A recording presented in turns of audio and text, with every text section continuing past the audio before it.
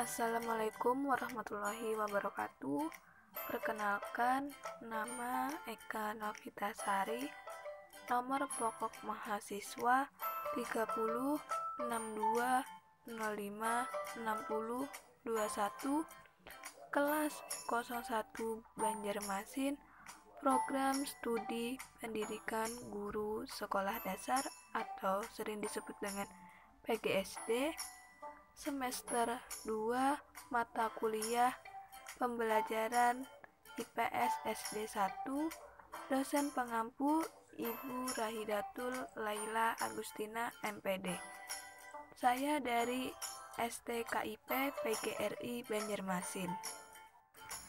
Dalam pembuatan video ini dikarenakan untuk memenuhi tugas ujian akhir semester 2 mata kuliah pembelajaran IPS SD 1.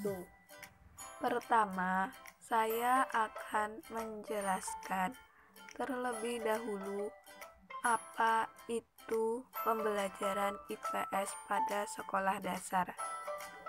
Ilmu pengetahuan sosial atau IPS merupakan salah satu mata pelajaran yang diberikan di sekolah dasar yang mengkaji seperangkat peristiwa, fakta, konsep, dan generalisasi yang berkaitan dengan isu sosial.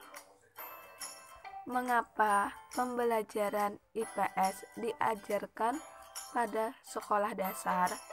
Karena agar siswa menjadi manusia dan warga negara yang baik seperti yang diharapkan oleh dirinya, orang tua, masyarakat, dan negara.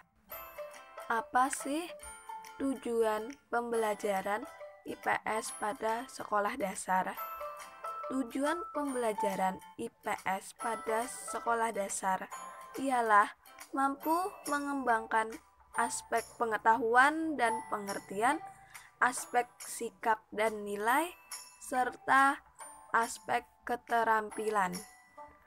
Apa saja karakteristik pembelajaran IPS di sekolah dasar? Karakteristik yang pertama mengenai materi IPS ialah menelaah interaksi antara individu dan masyarakat dengan lingkungan. Karakteristik yang kedua yaitu strategi penyampaian pengajaran IPS adalah didasarkan pada suatu tradisi, yaitu materi disusun dalam urutan anak, keluarga, masyarakat, kota, negara, maupun dunia. Baik, karena tadi sudah saya jelaskan terlebih dahulu mengenai apa saja itu pembelajaran IPS, seperti tujuan pembelajaran, serta karakteristik pembelajaran IPS pada sekolah dasar. Selanjutnya, kita langsung ke media pembelajaran IPS sekolah dasar kelas rendah. Assalamualaikum warahmatullahi wabarakatuh. Halo anak-anak ibu.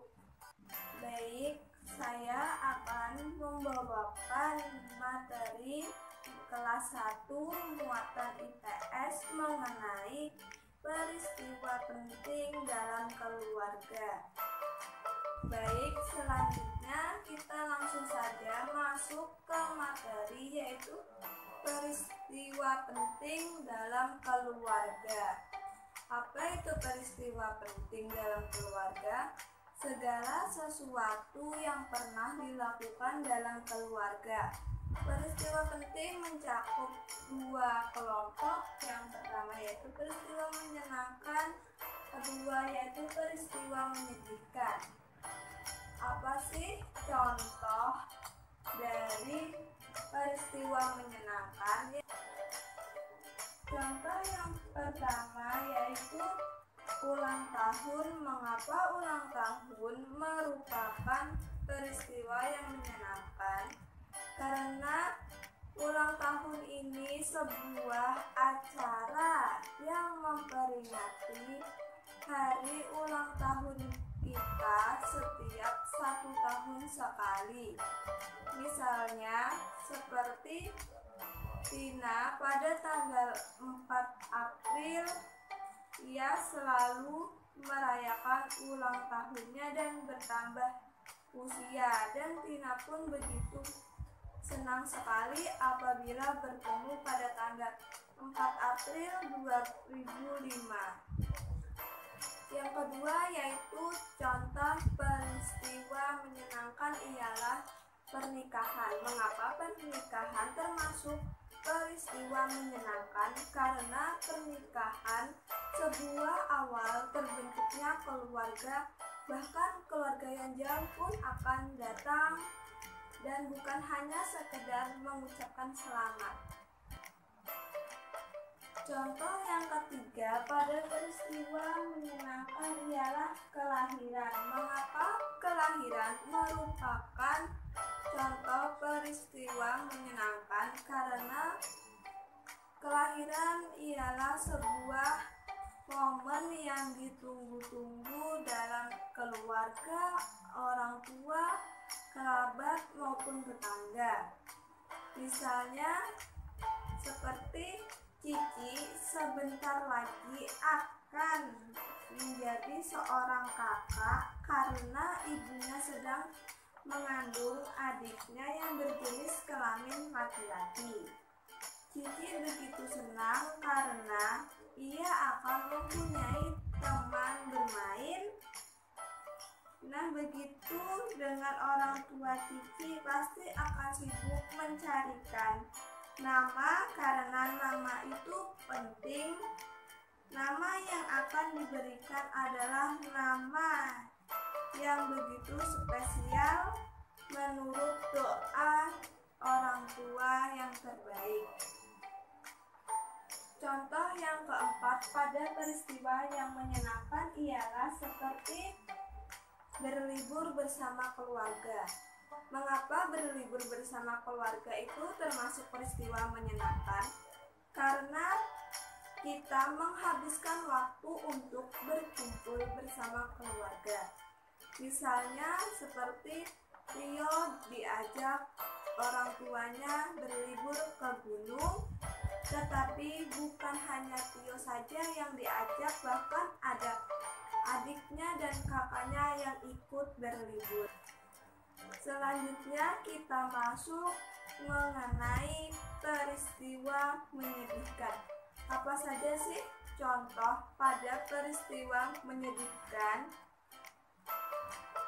Contoh yang pertama pada peristiwa menyedihkan ialah meninggalnya anggota keluarga. Mengapa meninggalnya anggota keluarga disebut peristiwa menyedihkan? Karena kita kehilangan sosok keluarga, saudara, seperti kakek atau nenek, pasti kita akan bersedih. Misalnya seperti Tika sedang bersedih karena kehilangan sosok kakaknya yang telah meninggal dunia.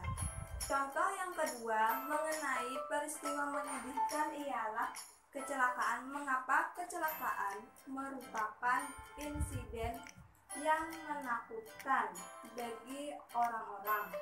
Misalnya ada keluarga kita yang kecelakaan, maka kita menjenguknya pasti akan bersedih.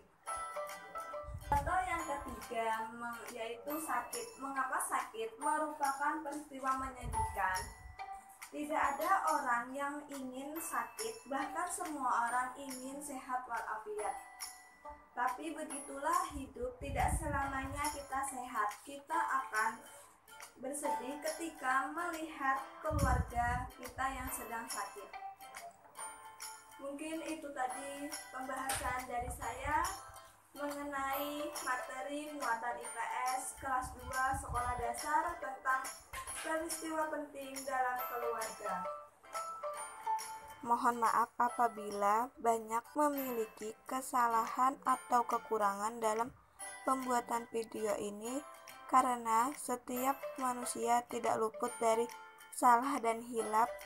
Semoga video saya ini bermanfaat. Terima kasih. Wassalamualaikum warahmatullahi wabarakatuh.